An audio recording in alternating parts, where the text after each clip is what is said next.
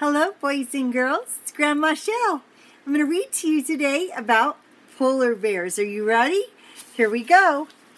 This is a true book by Larry Dane Brimner. And it has real pictures in it that were taken with a camera. See? That's a real polar bear. There are 11 chapters in this book, and it has a cute little picture, right here. It's a little baby seal. He's so cute. The Arctic is a wilderness covered with snow and ice during the winter. Right here you could see the snow in the winter. Spring and summer are short, and animals must use their time to prepare for the winter. See the flowers in the spring and then the snowy area? Month after month, snow and ice cover the ground in northern wilderness called the Arctic. Biting winds howl across the landscape for several weeks in the winter. The sun never rises above the horizon. It is a vast, frigid, and difficult world. With the arrival of spring and then summer, large areas of ice begin to melt in some places. There are endless hours of daylight. Even so, life is difficult for Arctic animals. The ground never truly thaws, and the spring and summer seasons are very short. Only unique animals can live in such harsh environment. How have animals specialized or adapted for life in the Arctic?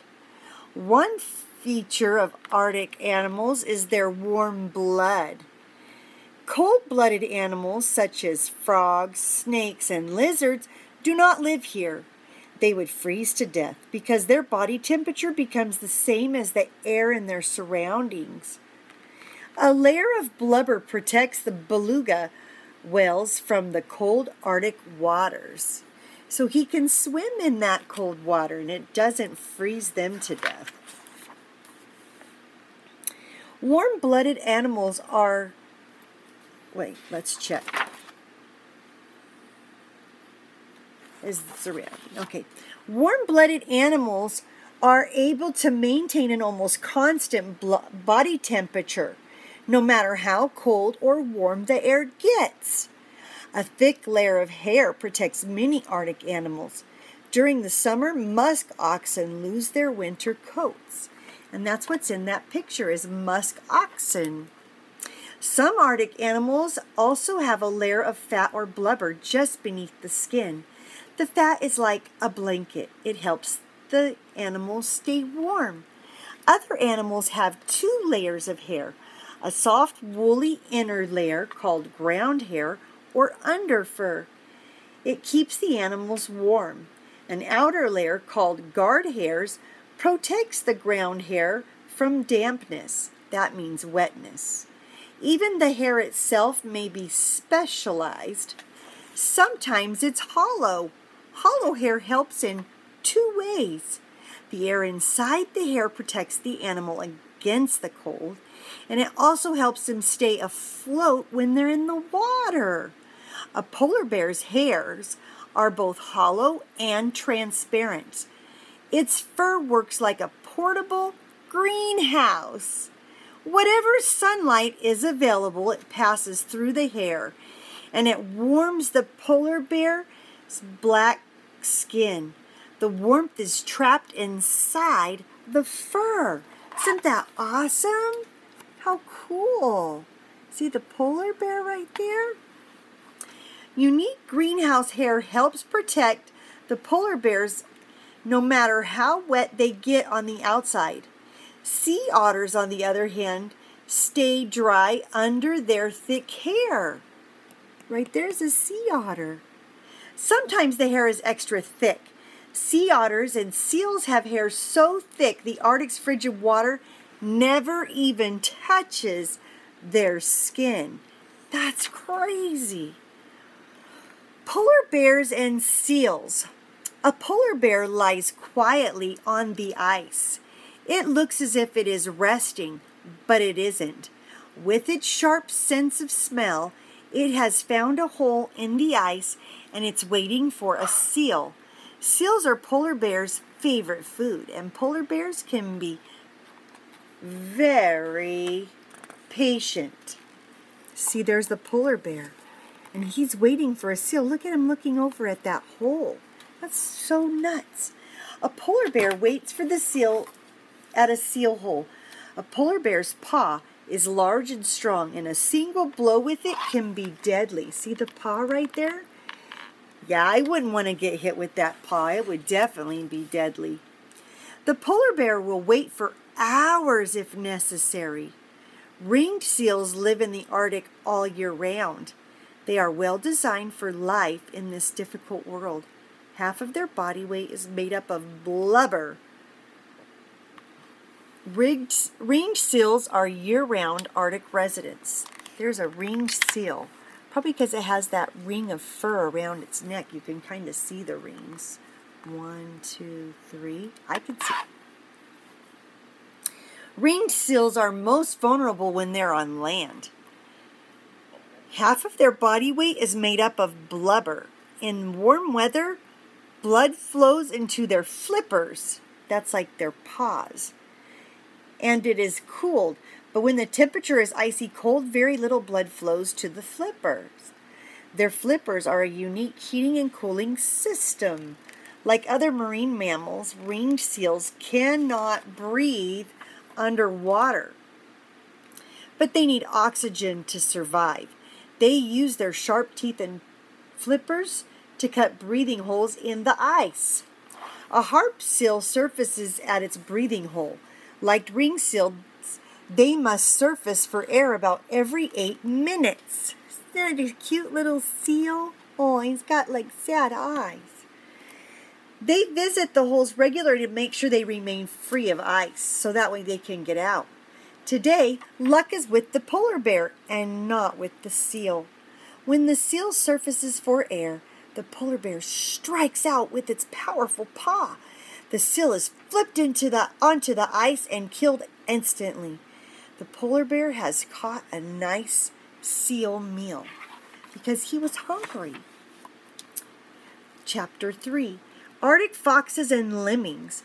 As soon as the polar bear wanders away, the Arctic fox approaches what is left of the seal. Polar bears usually eat only the blubber of a seal. Arctic foxes often follow polar bears and wait patiently, too, for leftovers. Arctic foxes live year-round in the north.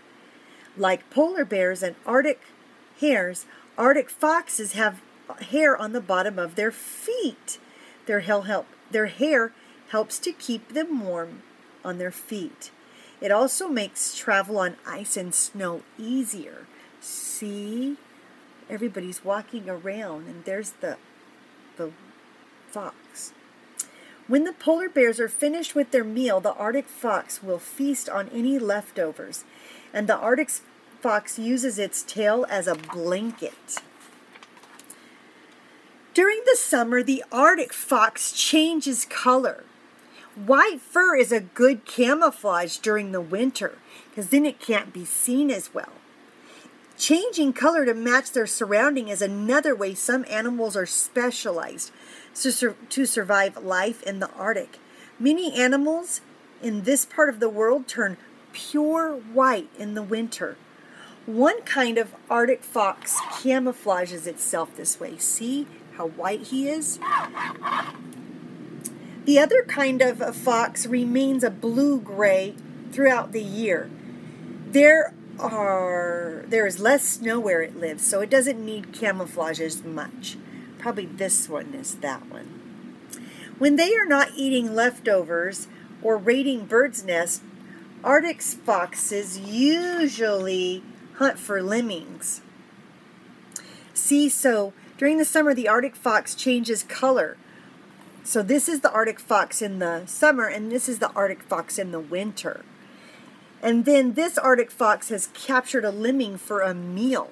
See, it's chowing down on a lemming. It's kind of like a little bird. Oh, no, it's not. It's like a little rat. A collared lemming peers out from its tunnel. See, there it is right there, a lemming. It looks like a hamster, doesn't it? Lemmings are small mouse-like rodents about the size of guinea pigs. They also live year-round in the Arctic. They are the main food for Arctic foxes. Many other Arctic animals prey on them too. Like other lemmings, collared lemmings are vegetarians. They feed on plants, berries, and roots. They are the only lemmings who turn pure white in the winter. Long hair on their legs helps them to stay warm. Hair on the soles of their feet gives them traction in their icy tunnels under the snow. Lemmings are known for their unusual behavior. About every 4 years, their winter tunnels and burrows become overcrowded, and there is not enough food for all the lemmings. When spring arrives and the snow begins to melt, the lemmings try to move to less crowded areas. This is called migration. They begin by making a mad dash in one direction. Nothing can stop them. They run over rocks. They swim through streams and try to swim across the ocean. For their predators, it is a time of feasting. Most of the lemmings that do not drown or get eaten make their way into the forests. Nature provides a balance, though. Following a lemming year, the animals cannot find enough food either. Both collared lemmings and brown lemmings make the Arctic their home. Many animals starve to death and others become prey. So it's kind of like a rotation circle. They have to take turns.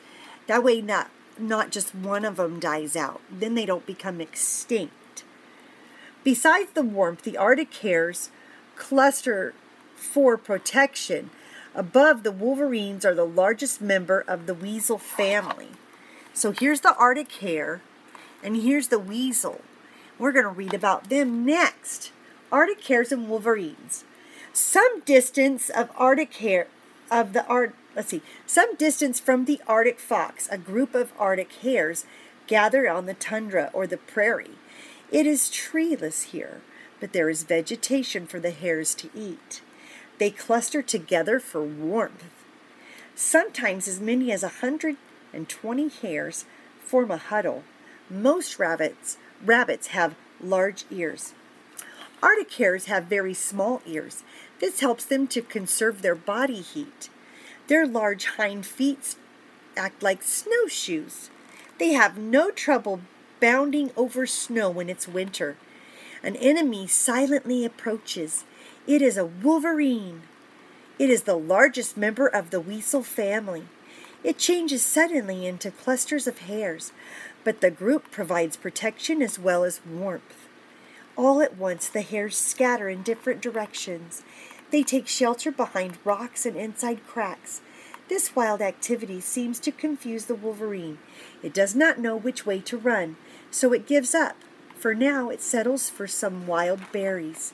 A wolverine left on the hunt when it is attacked the hares, and then the hares scatter for cover. So there's the wolverine trying to attack, and the hares are running for cover. The wild they take shelter behind rocks and inside cracks. This wild activity seems to confuse the wolverine. It doesn't know which way to run, so it gives up for now. It settles in for some wild berries. Caribou move along the same migration trail season after season. The broad antler that grows forward is called a shovel, with their heads held back so that their antlers don't throw them off balance. Now we'll read about the caribou. In another part of the tundra, barren ground caribou move along the trail. They use trails that have been carved for thousands of years by their ancestors. They are noisy travelers, grunting and coughing as they make their way. Look at their antlers. They're ginormous. This one still has fur. See, and they make their way across the tundra. When they run, they hold their antlers back. See that? See their neck is bent back? because when they're running, they have to hold them back as stiffly as they move. In this way, their massive antlers don't throw them off balance. Caribou are the only members of the deer family in which both males and females have antlers. Each one has one broad antler called a shovel, which grows forward. Caribou use it to dig through snow for hidden vegetation. If you had an antler in the front, that's what you would do, is dig with it. Caribou migrate northward in the spring. Their cows give birth to their young in the high, rocky hills. Caribou females are called cows. Summer and early fall are spent on the tundra. Here they can graze on grasses, mosses, and lichens. In late autumn, they will return to the forest bordering the tundra.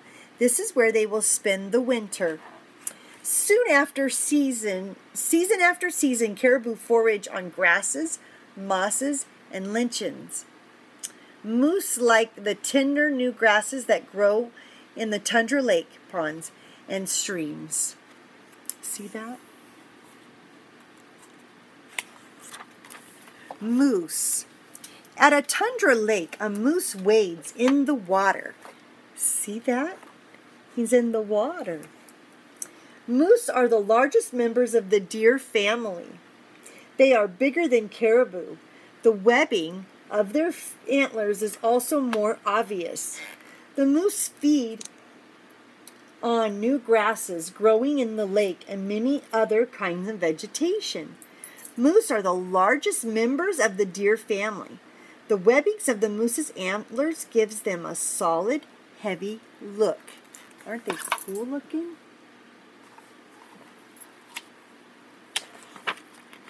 Musk oxen and Arctic wolves.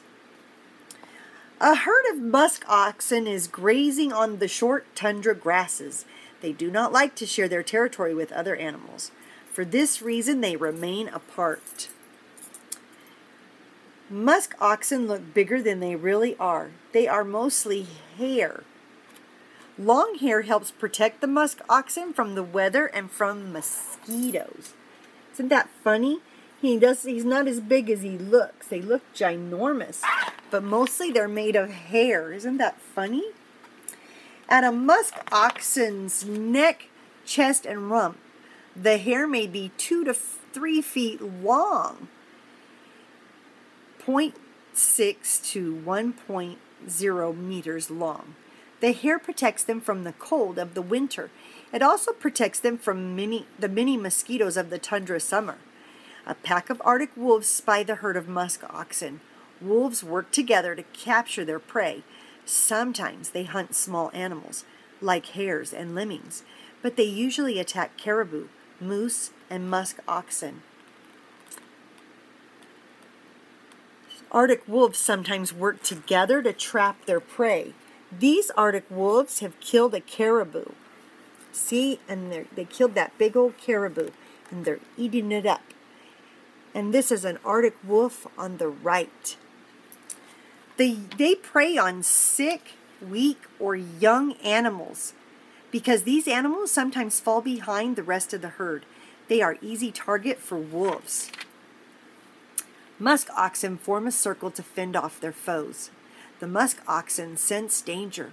The adults form a tight circle around the younger animals. They charge out at the attacking wolves. They try to gore the wolves with their horns. Today, luck is with the musk oxen. The wolves retreat and will hunt for a meal somewhere else because the musk oxen gathered together to protect their young. So they weren't able to get to them. That's why it's important to stick together and to always make sure you're with someone so that you can stay safe, just like the animals. The wolves retreat and will hunt for a meal somewhere else. Winter and summer, the Arctic is a difficult world. To survive, animals depend on their own special features. They also depend on one species threatens the survival. The failure of even one species threatens the survival of all the others. There is much for humans to learn from the Arctic's delicate balance. Did you know that polar bears sometimes swim far into the ocean? They have been seen more than 100 miles from the nearest land. Look at that. That polar bear is swimming in the ocean, miles from land. An Arctic fox's eyes look more like a cat's than a dog's. The oval pupil opens wide to help the fox see better at night, and it closes to a sliver so that the fox can see in bright light. Here's the eyes of an Arctic fox. See that? Their eyes are slanted more like a cat than a dog. Musk oxen get their name from musk glands under each of their eyes. They rub the gland when they're attacked on their legs and release an unpleasant odor. This discourages the enemy from getting too close. And there's the oxen, and there's the duct under their eyes. But you can't see the gland that they rub with on their leg. Arctic hares are North America's largest hares. It's kind of like a rabbit, but it's different. And they're the largest one. There are more books that you can learn about that have to do with real animals, that are real stories. If you look for these other true books, that's what they're called, is a true book. They have it on desert mammals, grassland mammals, ocean mammals, temperate forest animals, and tropical forest mammals. And who knows, maybe I'll read them for you. That might be fun, huh? I hope you enjoyed this book. Be sure to give it a thumbs up and to click subscribe if you want to hear more stories, okay? Take care and have a great day. Bye-bye.